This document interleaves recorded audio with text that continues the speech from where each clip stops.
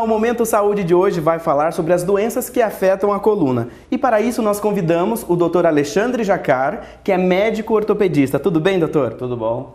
Doutor, sobre as doenças que afetam a coluna, quais são elas? Bom, são muitas doenças, né? Temos desvios, deformidades, são as escolioses, temos hérnias de discos ou problemas nos discos intervertebrais, que tem hérnias de discos ou diferentes graus, né, da protrusão discal até a hérnia de disco. Temos as alterações, prosseguimento das alterações degenerativas, que depois vai para a artrose, né? Temos osteoporose, que é o enfraquecimento do osso. Temos as fraturas nos acidentes tão frequentes, né, nos acidentes automobilísticos, tão frequentes, também pode fraturar ou quebrar, né, a coluna. Temos tumores também que podem acontecer na coluna. Então, é uma série de problemas, né? E esses problemas a gente vai tentar abordar um pouquinho, né, de cada um deles. E o primeiro, escoliose. O que é escoliose? Escoliose é um desvio na coluna. Quando a gente olha a coluna de frente ou de costas, é um desvio de maior de 10 graus. Né? Não sei se tem uma coluna aqui, se eu posso claro, né, mostrar aqui. Que a coluna olhando de frente, ela deveria ser reta. Né? E quando você tem um desvio nesse sentido, lateral, ou de um lado ou para o outro, tanto faz o lado... Formando um S? Isso. Ela é a escoliose, né? Mas eu acho sempre importante frisar sobre outros termos que são comuns. A gente sempre ouve as pessoas falando, eu tenho cifose, eu tenho lordose. Isso é bom, na verdade são as curvas normais da coluna, cifose e lordose, né? Agora, essa coluna, como se estivesse olhando alguém de lado, essa curvatura da lombar é normal e chama lordose. A curvatura da coluna da região das costelas, que chama cifose, são curvaturas normais. Agora, o que pode acontecer se uma pessoa tiver muita lordose, sobrecarregando a coluna, poderíamos dizer que ela tem hiperlordose. Se ela pode ter também diminuição dessa curvatura, a gente chama de hipolordose. Aqui em cima a mesma coisa, se a pessoa tem com a degeneração, com o encurvamento da coluna, ela tem um aumento dessa cifose, a gente vai chamar de hipercifose, e diminuição também hipocifose. Tá? Não são problemas ou doenças específicas, né? E sim é mais importante a gente lembrar que são curvas normais da coluna que podem estar alteradas. E o que pode causar nessa hiperlordose, hipercifose e a escoliose? Por exemplo, um tema comum também em coluna são os saltos altos, que muitas mulheres gostam, né? Então, o salto alto ele muda o centro de gravidade, né, do corpo e faz com que a mulher tenda a ficar com um aumento da lordose. Tá? Justamente porque quando coloca o salto alto, cresce um pouco o bumbum ali. Por quê? Por causa faz a hiperlordose. A pessoa precisa inclinar o tronco para trás para manter o equilíbrio. Então, com isso, aumenta a lordose aqui e acaba sobrecarregando a parte posterior, a parte de trás da coluna. Né? Então, mas não é uma doença, mas é uma postura errada que levou a uma hiperlordose, por exemplo. E elas podem ser genéticas? Problemas da coluna podem ser genéticos também, sim, com certeza. Existem, e a gente tem que até tomar cuidado quando fala de hiperlordose ou hipolordose, porque cada pessoa tem uma curvatura na coluna, cada pessoa tem um tipo diferente de coluna. Algumas pessoas têm uma coluna mais reta, outras pessoas têm, aí a gente acha que tem hiperlordose, né? Mas para definir isso, a gente precisa avaliar a coluna inteira. O médico ortopedista avalia parâmetros desde a coluna, do topo da coluna, perto da cabeça, até a bacia. Então tem vários parâmetros, vários ângulos, vários graus que a gente mede da bacia que são, nós dizemos, anatômicos, são daquela pessoa. E isso influencia um tipo de lordose. né?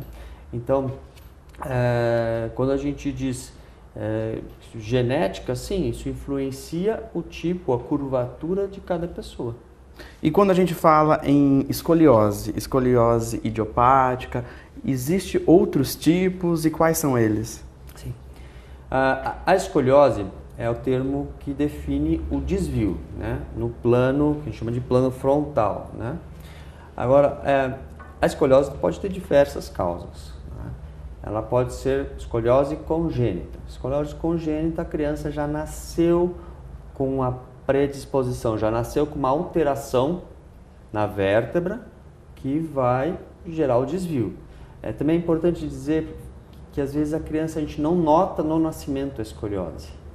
Por isso que eu falei, a escoliose, a criança já nasceu com a predisposição, ou seja, com a deformidade ou com a alteração na vértebra. A vértebra de um lado é menor que o outro, ou um lado da vértebra não cresceu, então toda a coluna cresce com desvio. Então isso é congênita, já nasceu com a alteração. Existem escolioses sindrômicas, que a gente fala. Então a criança tem uma síndrome e a escoliose faz parte dessa síndrome, né? Uma das alterações no organismo da criança com síndrome. Isso não significa que a vértebra da criança ou do adolescente ela tem uma diferença. Essa síndrome não é caracterizada por uma diferença na vértebra. A maioria entra num grupo que nós chamamos de escoliose neuromuscular. Então, diversas síndromes, ou, por exemplo, muito comum na paralisia cerebral, nós chamamos de escoliose neuromuscular. A criança tem um desequilíbrio entre a parte neurológica e o controle da musculatura. Então, assim, com essa deficiência do equilíbrio, né, do controle, ela desenvolve a escoliose, né? E chega num certo momento que ela não volta, né? No começo, geralmente, ela é flexível e depois a escoliose neuromuscular ela continua aí independente do que a gente tente fazer, né? Mas um grupo de neuromuscular tem várias síndromes, várias doenças que podem gerar uma escoliose neuromuscular. Então seria mais um tipo. Nós falamos de congênita e a sindrômica, neuromuscular, né?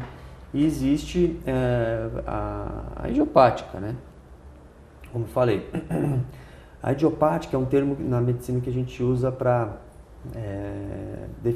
quando uma doença ou um problema não tem uma causa definida. Como eu falei, fatores genéticos influenciam na escoliose idiopática, mas isso ainda não está definido, né? Claro que tem várias possibilidades, vários genes, estuda-se muito isso hoje, é o que a gente mais pesquisa em etiologia, em causa de escoliose, né? Mas a escoliose idiopática é essa que não tem uma causa específica. Dentro da escoliose idiopática, a gente divide em faixa etária. A escoliose infantil, a criança surge a escoliose até os 3 anos, né? Dos 4 anos aos 10 anos, escoliose juvenil, assim, dos 10 aos 18, escoliose do adolescente, né? E no adulto, escoliose do adulto. Ou seja, no final, a maioria, que muitas moças, né, meninas me procuram, ou os pais me procuram, quando a menina está no estirão do crescimento, é a mais comum mesmo. E aí a gente reúne isso em uma patologia, que é a escoliose idiopática do adolescente. Doutora, e dessas três, a congênita, a síndrome e a idiopática, dá para classificar qual delas é a mais perigosa, mais agressiva ou não? São todas iguais? Não são, pelo contrário, né? São todas diferentes, mas cada uma tem que ser avaliada independente em cada caso. Ou seja, nós dizemos muito que cada caso é um caso, e isso é verdade na escoliose, né? Existem escolioses idiopáticas leves, mas existem escolioses idiopáticas que são graves, né?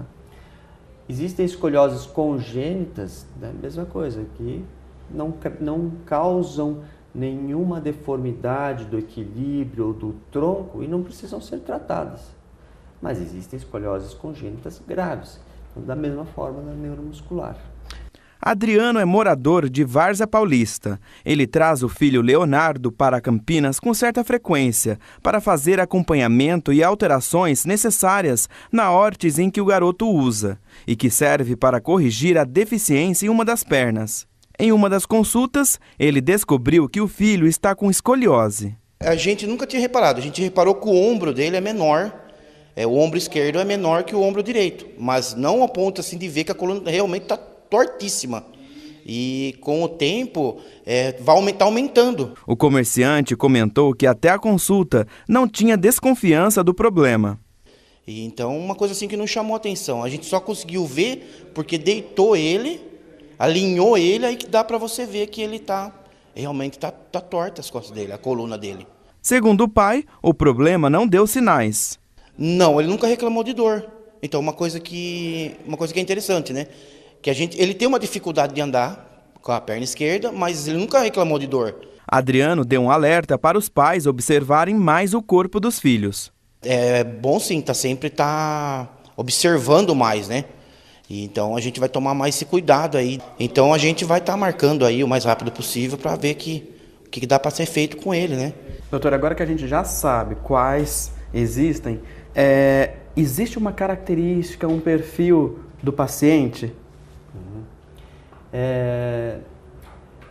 Como eu falei, quando a gente não tem na escoliose idiopática, quando não tem uma causa específica, né, é difícil a gente dizer num perfil do paciente, né? Agora, se eu entendi bem sua pergunta, né, não sei se era nesse sentido, né? Não tem uma idade para aparecer uma escoliose? Perfeito. A escoliose, a mais comum, que é a escoliose idiopática do adolescente, ela acontece justamente no estirão do crescimento, né? Durante, eu falo bastante em meninas, né? Porque ela é muito mais frequente em meninas, né? A idiopática do adolescente ocorre 8, 9 vezes na menina para acontecer em um menino. Por quê?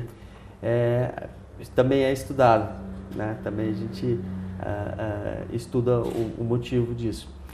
Mas o que acontece? A menina tem o estirão do crescimento e no final do estirão do crescimento, né, que ela daí geralmente menstrua, a gente tem a escoliose piorando ou muitas vezes surgindo nessa fase.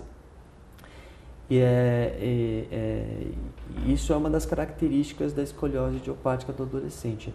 Surge ou piora durante o estirão de crescimento. E quais os sintomas? Como identificar? Aí que está uma boa pergunta também, porque muitos pais se culpam quando a gente vê escoliose e, na verdade, o que acontece é que as crianças, os adolescentes, hoje cada vez mais usam roupas e camisetas e ficam, né, dentro do quarto, a gente não vê, né?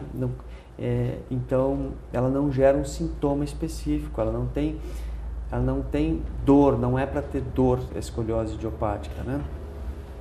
Só para ter uma dor esporádica, tá? Então o que altera? Vamos lá, ombros, altura dos ombros, escápula, que é essa omoplata, que é esse osso aqui atrás, um lado mais proeminente do que outro, né?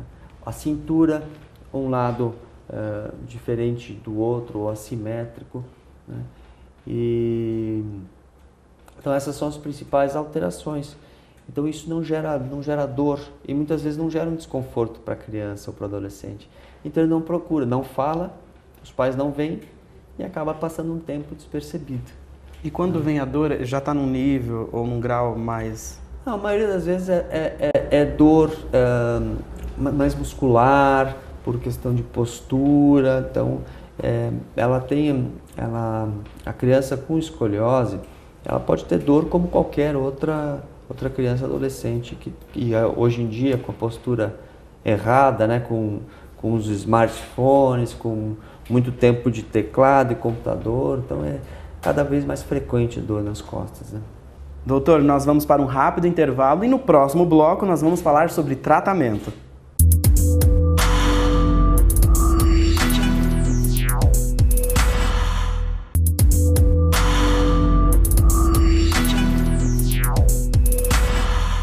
De volta para o segundo bloco, nós estamos aqui com o Dr. Alexandre Jacar, que ele é médico ortopedista e está explicando para a gente sobre os desvios que afetam a coluna.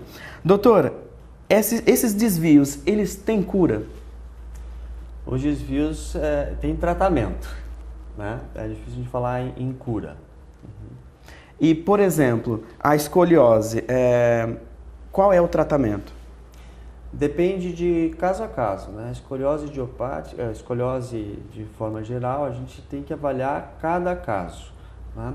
Então, existe o tratamento que a gente não intervém como médico, né? Faz a observação, nós chamamos isso de observação. Tem o tratamento com colete e tem a cirurgia. São os 3 grupos que a gente divide cada paciente. Mas a pessoa que ela tem uma escoliose e aí faz o tratamento, é fisioterapia, é medicamento, até chegar na cirurgia? Não, na verdade assim, a gente não quer que chegue na cirurgia, a gente tenta diminuir ou parar a progressão. Por isso quando você me perguntou sobre cura, eu falei, não, tem tratamento, né? Porque qual que é o objetivo do tratamento de uma escoliose? É parar a progressão. A gente não quer que ela progrida. Ah, mas não vai voltar para uma coluna reta? Não, não vai voltar para uma coluna reta. Dentro desses 3 grupos, a fisioterapia, natação, entram nesse grupo de observação. Então a gente não fica apenas dizendo para o paciente que não tem nada a fazer. Não, a gente sugere atividade física, sugere fisioterapia, sugere natação, algumas vezes reeducação postural global, que é o famoso RPG, mas isso, né, entra nesse grupo para o médico como um grupo de observação, porque os estudos científicos, a literatura mostra que não tem uma grande diferença no valor não tem uma diferença no valor de curvatura com qualquer dessas modalidades que eu falei.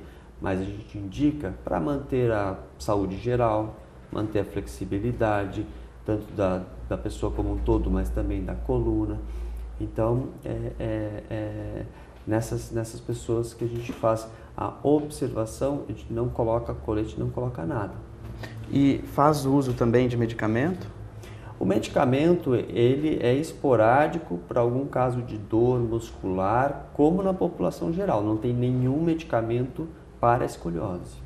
Mas aí a pessoa ela vai ter que continuar a vida toda fazendo uma fisioterapia e o uso de medicamento para dor? Não. Como eu indico para todas as pessoas, se você não faz, eu indicaria para você fazer atividade física, são hábitos de vida saudável.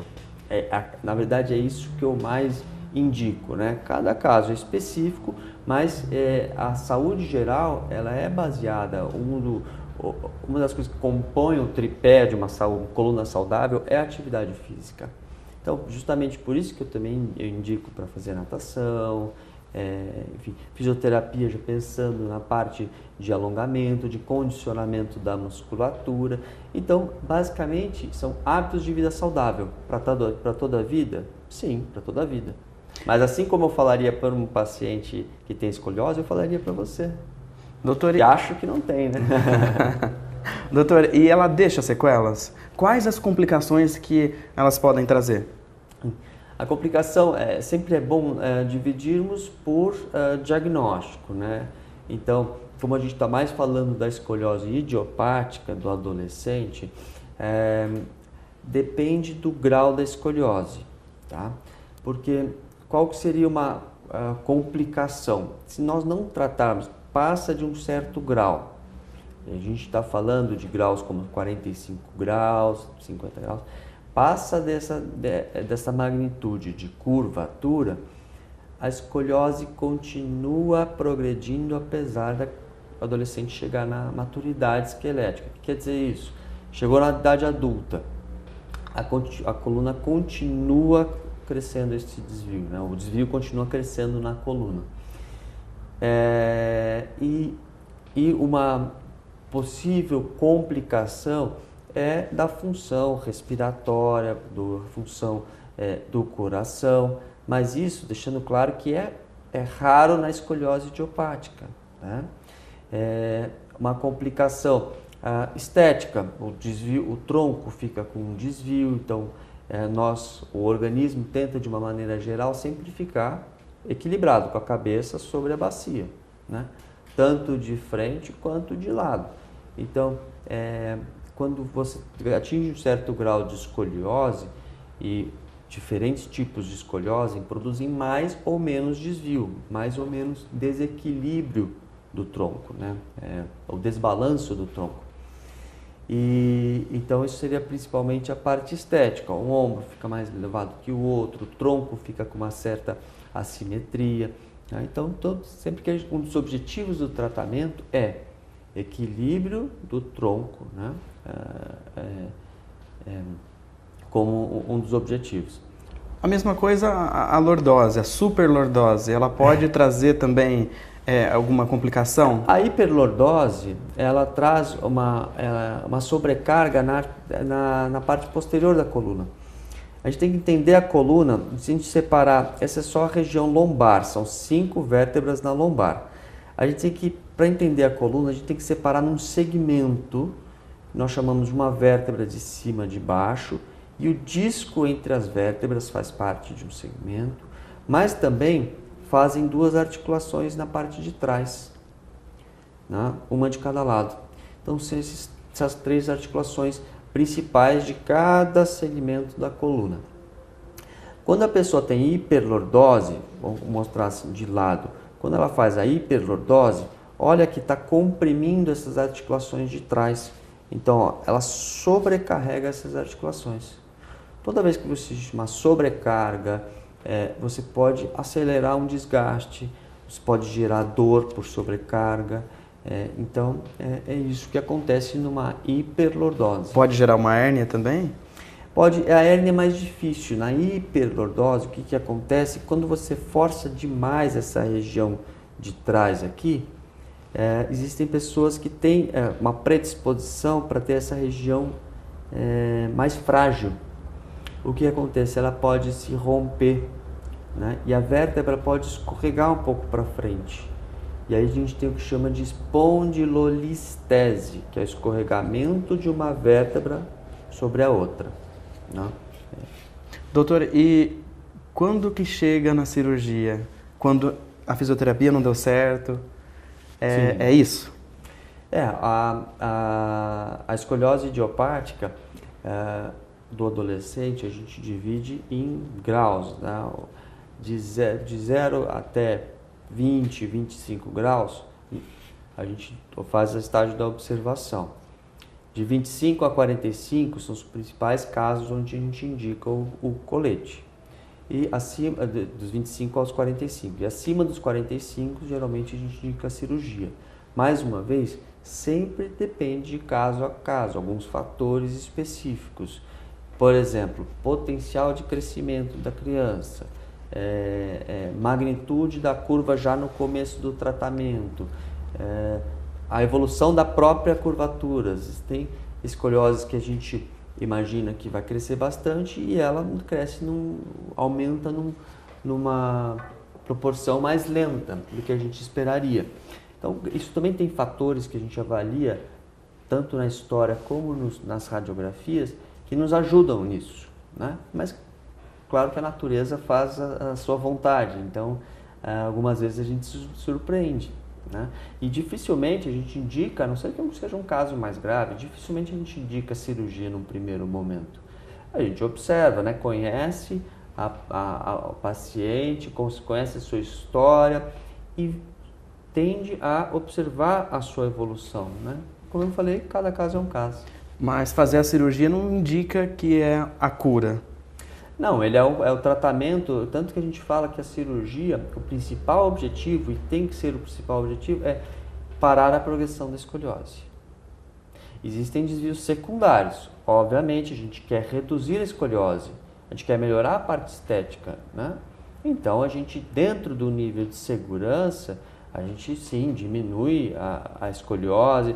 As meninas ficam felizes porque ganham 2, 3 centímetros. Então, a gente tem isso como objetivo secundário. Objetivo principal, eu não quero que essa coluna continue desviando. Tá? Diminui para 0 graus? Não, também não. Tá? Mas diminui consideravelmente, né? Isso é influenciado pela flexibilidade dessa coluna. E essa cirurgia, ela é uma intervenção no osso, na coluna, numa vértebra ou no músculo? Na vértebra. Na vértebra. Na vértebra. Então, vamos imaginar que aqui seria a pessoa como se ela estivesse deitada, né? De barriga para baixo. Eu vou representar aqui na coluna lombar, mas muitas vezes é na torácica, né? Mais frequentemente, ou algumas vezes torácica e na lombar, tá? Então, como se tivesse um desvio, não sei se fica claro assim, né? Tem um desvio na coluna, então nós colocamos o que chamamos de parafusos, são parafusos pediculares, eles passam pela pedícula da vértebra, eles passam dentro da vértebra, dentro do osso, esses parafusos, que algumas vezes a gente traduz ao paciente como pino, né? É um pino. Então, isso existe todo um planejamento antes da cirurgia, um planejamento cirúrgico, que nós desenhamos, colocamos a quantidade de parafusos, a distribuição deles, porque, olha, a gente pode colocar 2 em cada vértebra, mas muitas vezes a gente intercala. Isso é todo feito um planejamento. Esses pinos são ligados por hastes.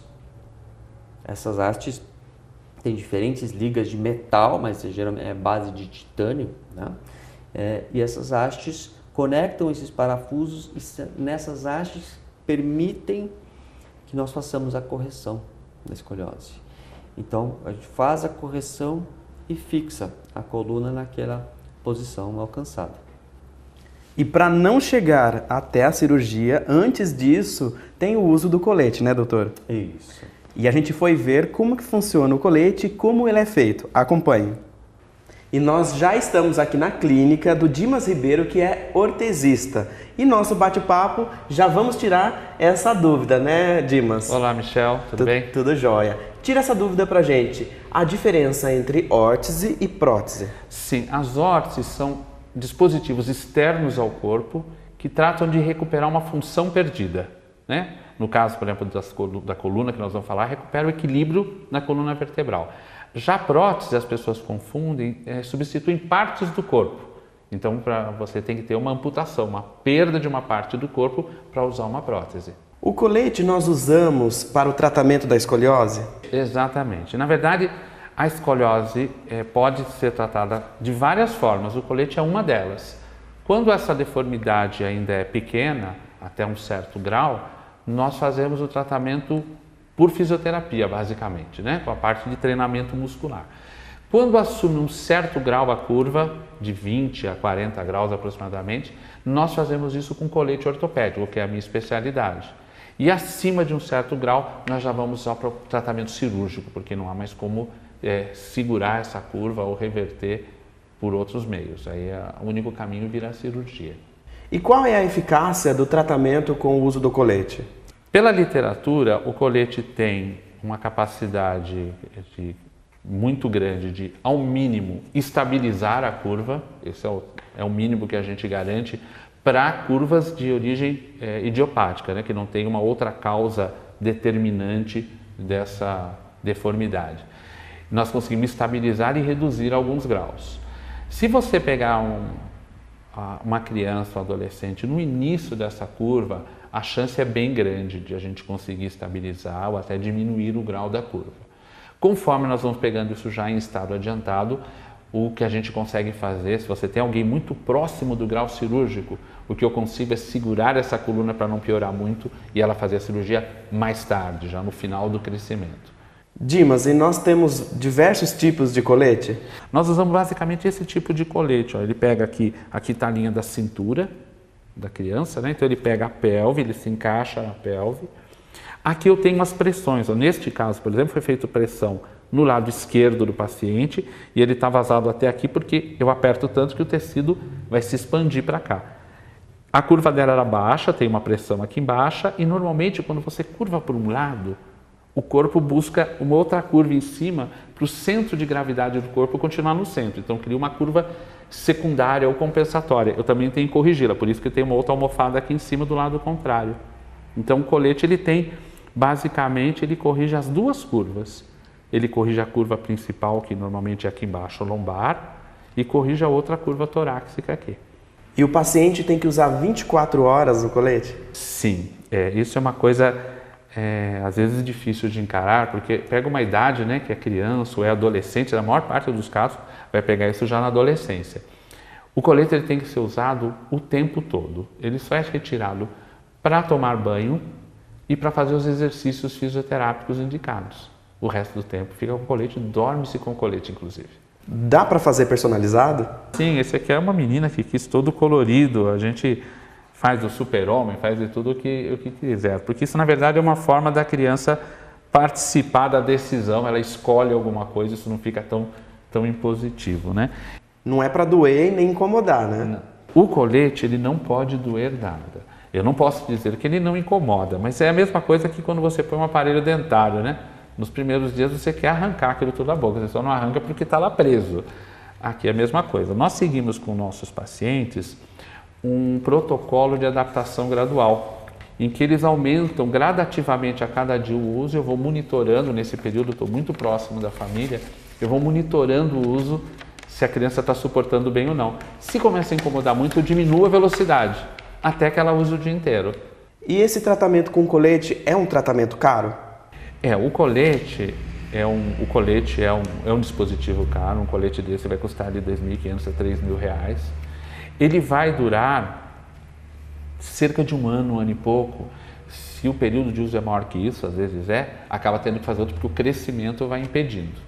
Aí tem que fazer um novo. E como ele é feito? Ele é feito assim, nós temos que tirar um molde da criança, ele é feito sempre sobre molde, quer dizer, cada criança tem o seu colete específico, porque para isso não incomodar, eu sigo perfeitamente a anatomia do paciente. Então nós temos uma mesa especial para tirar molde, nós colocamos a criança nessa mesa, nós aplicamos no molde já um pouco da força corretiva.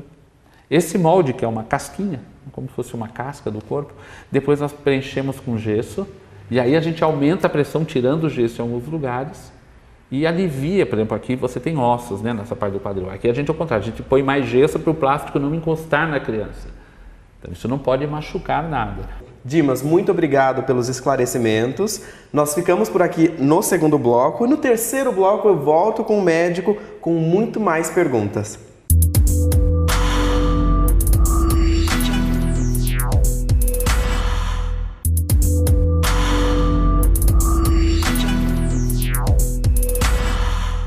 Estamos de volta para o terceiro e último bloco do Momento Saúde e estamos falando sobre os desvios que afetam a coluna. E para isso nós convidamos o doutor Alexandre Jacar. Doutor, nesse bloco nós temos várias perguntas que nós recebemos e a pergunta é o seguinte: usar salto causa escoliose? Quem já tem, piora? Não, o uso do salto não causa escoliose, né? Porque o salto alto ele é simétrico, existe, né, a elevação, a mudança do eixo da coluna, mas é simétrico. Então, se fosse muito de um lado e nada do outro, aí sim poderia inclinar a bacia e gerar uma escoliose falsa, né? Escoliose.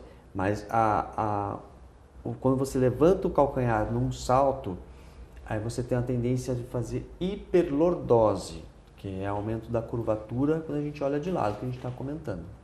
E aí, qual é a recomendação para as mulheres? Evitar salto alto, né? Mas o que é recomendado? Ter uma diferença de até 3 centímetros entre a parte posterior e a parte anterior do pé. Então, o salto pode ter 5 centímetros, não tem problema, se a parte da frente tiver 2, entende? Então, essa diferença de desnível é importante. O que é muito frequente, ou saltos que causam problemas, são aqueles saltos que não tem nada na frente, parece uma rasteirinha, e atrás tem 10 centímetros. Isso não faz sentido para o médico, né? Do ponto de vista médico, para a coluna. Isso não só a coluna, na verdade, o pé sobrecarregado, os joelhos, quadril e a coluna, né? Doutor, e qual é a orientação? As mulheres que trabalham todos os dias, vão para o trabalho de salto e aí chega o final de semana ainda vai para a balada de salto. Isso. O que faz? Eu diria, na verdade, diminuir o uso do salto. Como? Já conversando com as mulheres, a gente aprende um pouquinho, né? Elas chamam de anabela, esse salto menos, ou plataformas, né? Salto que não seja tão evidente esse salto, essa diferença. Usar todo dia, não pode. Agora, eventualmente, querem ir uma festa, um casamento ou uma balada, como você falou, de final de semana, tudo bem, não é isso que vai prejudicar. O problema é que usar todo dia, você vai ter um encurtamento até da panturrilha. Tem mulheres que usam salto muito frequentemente, elas tiram o salto e falam que tem dor. Mas por quê? Porque ela já alterou tanto a postura que está alterando a musculatura, está encurtando a musculatura de um lado, está mudando o que a gente chama de biomecânica, que é como o nosso organismo funciona. Então ela já está mudando tudo isso. Isso claro que não é bom. Então, primeira recomendação, não usar o salto todo dia. Isso aí não tem como. Não vai ser, em algum momento vai sofrer. Então, a recomendação é diminui o uso do salto e passe a usar só em eventos especiais. O salto grande, né? A diferença é grande. Doutora, a nossa próxima pergunta é possível ter qualidade de vida com escoliose? Se é, com certeza. E é isso que a gente tem que buscar, independente do tratamento.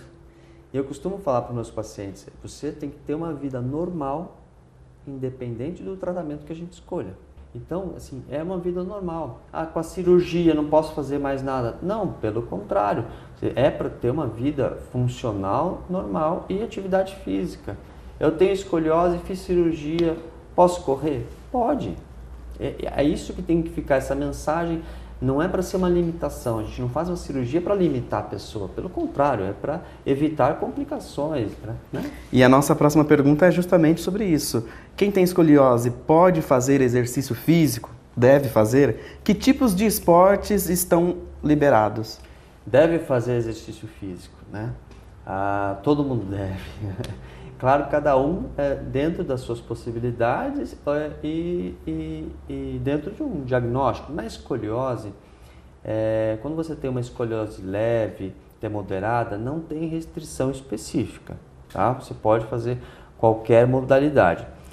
Quando a sua escoliose já tem um grau cirúrgico, uma escoliose mais grave, aí o que eu faço? Evito, né, ou peço para diminuir esporte de impacto. Se a pessoa tem muita dor, por exemplo, diminuir esporte de impacto. Mais uma vez, não é uma restrição absoluta, né?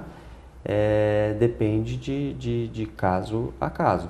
Doutor, a próxima pergunta é a seguinte. Depois da alta médica, tem alta médica no tratamento da escoliose?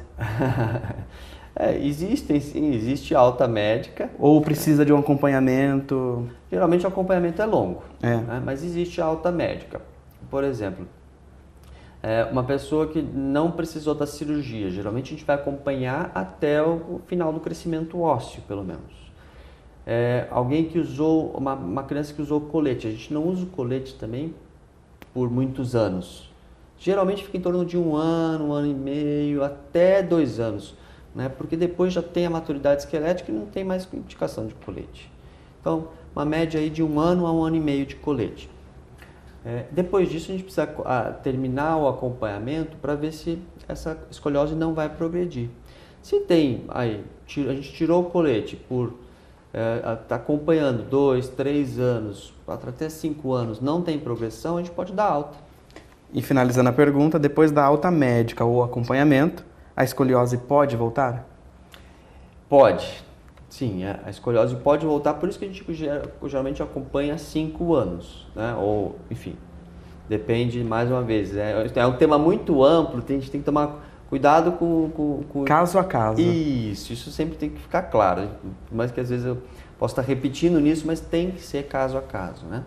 a gente acompanha por um período para ter a segurança de que não vai evoluir. Obviamente existem casos que depois de muitos anos que evoluem, né? Doutor, a escoliose ela pode matar? Tem risco de morte? Olha, veja bem, isso é muito raro. Não há caso de morte devido à escoliose, tá? Só aquele problema que eu falei, quando a escoliose é muito grave e desenvolve uma alteração da função do coração e do pulmão, nesses casos sim, poderia, né? Mas, como eu falei, na escoliose idiopática isso é raro. Doutor, olha a dúvida. Tenho escoliose, posso engravidar ou tenho de esperar? É uma boa pergunta, mas a resposta também é boa, porque pode engravidar. Pode engravidar, vai ter seu filho normalmente. Nada a dizer, pode engravidar, pode ter seu filho normalmente, vai ser feliz com o bebê e enfim. Doutor, como é o pós-operatório da correção da escoliose? Geralmente é uma cirurgia que a pessoa precisa ficar na idiopática de 3 a 5 dias no hospital, né? É um pós-operatório que a gente já pede para a adolescente andar já no segundo dia, geralmente, primeiro ou segundo dia após a cirurgia, para ficar em pé e andar. Então, eu digo isso porque é uma preocupação frequente dos pais, até do adolescente, se vai poder sair, se vai poder andar, se você vai ficar 3 meses de cama.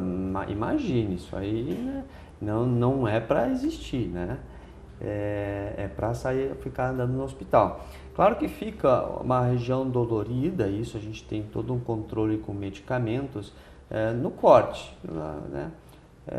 Mas fora isso a gente consegue manejar bastante hoje em dia, para que a pessoa tenha o mínimo de dor possível, saia já andando do hospital, né? E recupere bem em casa. Doutor, e a pergunta agora é sobre estética. A cirurgia, ela traz uma cicatriz muito grande, desaparece? Depende de cada caso, o tamanho da cirurgia muda, o tamanho do corte muda, mas geralmente é um corte grande, só que hoje a gente faz bastante, eu só faço sutura, que a gente chama intradérmica, ou seja, é por dentro da pele, então não fica nem ponto ou marca de ponto, fica um fiozinho, a cicatriz. Obviamente depende da cicatrização da pessoa também. Tem gente, eu já ouvi falar em queloide, né? A formação de cicatriz hipertrófica. Então, são pessoas que têm uma tendência a ter uma cicatrização problemática, né? Claro que isso existe em qualquer parte do corpo, mas quando uma pessoa que tem uma cicatrização absolutamente normal, a tendência é ficar um fiozinho só, um risquinho na coluna, e a estética é agradável sim, porque é um fiozinho, é bem no meio da coluna. Quase não aparece. Quase não aparece. Doutor, e quais os riscos da cirurgia da escoliose? Sim. Meu filho vai ficar em cadeira de rodas, por exemplo. Esse é o maior temor, né? E isso eu posso dizer com segurança que é raro, tá? Por quê?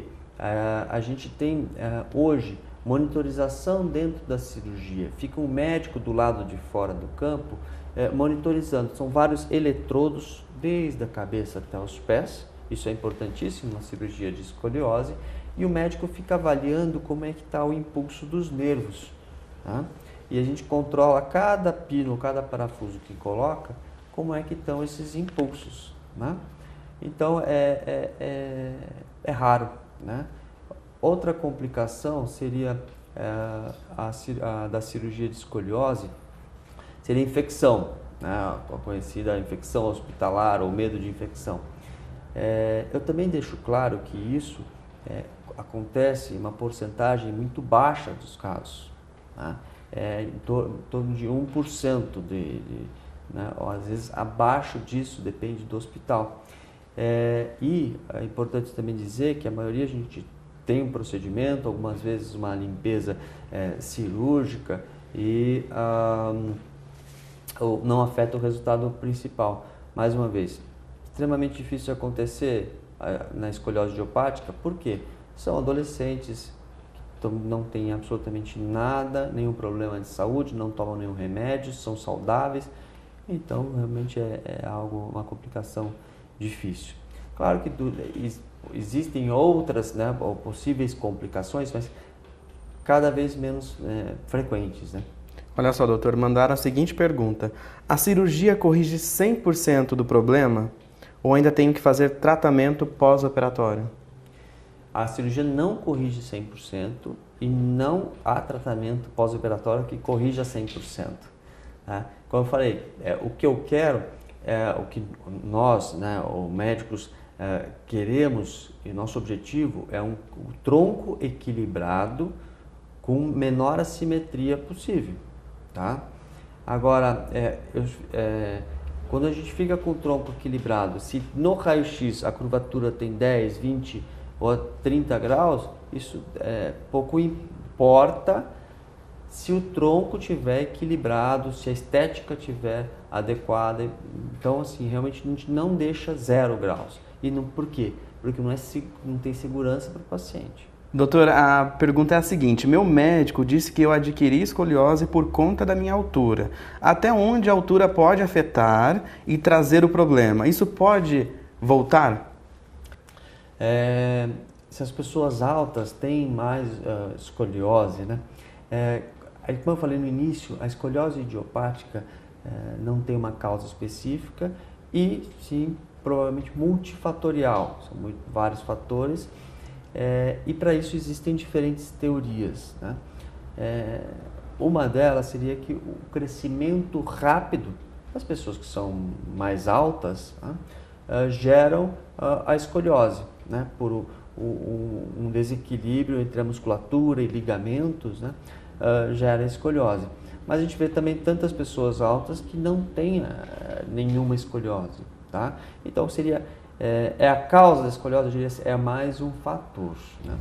Doutor, má postura no trabalho traz escoliose? Quais as recomendações para quem trabalha muito em pé ou muito sentado? A má postura no trabalho ela não causa escoliose, né? Outra coisa até que eu queria puxar do assunto, uma dúvida é se as mochilas das crianças causam escoliose, né? E não, isso não é verdade, né? Existem todas as causas que a gente conversou e uma certa predisposição genética, né? Não é recomendado ficar carregando muito mochila de um lado ou de outro, numa alça só, por conta da sobrecarga local, mas isso não gera escoliose, tá? Agora, voltando para o trabalho. A má postura gera dores, sobrecarga de um lado ou de outro na coluna ou de outro, mas ela não gera o desvio, né? Doutor, e a nossa última pergunta é: deitar no sofá ou cama de qualquer forma ou de uma forma não adequada pode trazer algum tipo de desvio para a coluna? Mais uma vez, a postura inadequada na idade adulta, a coluna, o alinhamento da coluna, na sua maioria já está definido, tá? O alinhamento, se ela é reta ou não, né? Então isso geralmente não traz um desvio específico. Doutor, eu quero agradecer o senhor por aceitar nosso convite. Muito obrigado pelos esclarecimentos e pelas orientações. De nada, foi um prazer, fico à disposição. E você aí de casa pode mandar sugestões de temas de programa e também perguntas. É só entrar na página da TV Câmara no Facebook.